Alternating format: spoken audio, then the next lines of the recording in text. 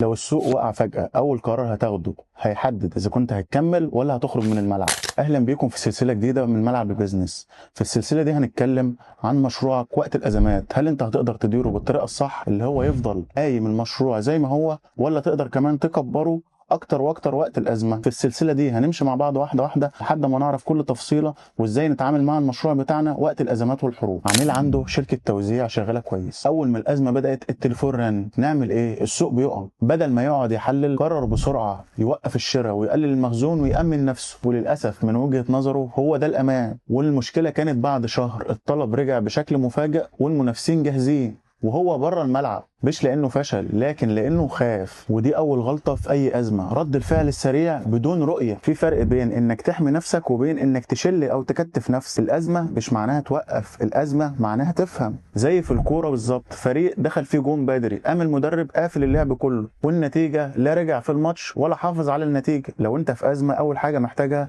مش قرار سريع، انما رؤيه واضحه. والنوع ده من القرارات مش بيتاخد بسرعه، ده بيتفهم. لو حاسس ان الصوره مش واضحه عندك، ممكن نراجعها مع بعض بشكل اعمق. في الجزء الجاي هقول لك ليه شركات كانت بتكسب ووقعت بسبب حاجه واحده بس. انا الدكتور احمد ابو المعاطي، في ملعب البيزنس هنعلمك ازاي تلعبها صح.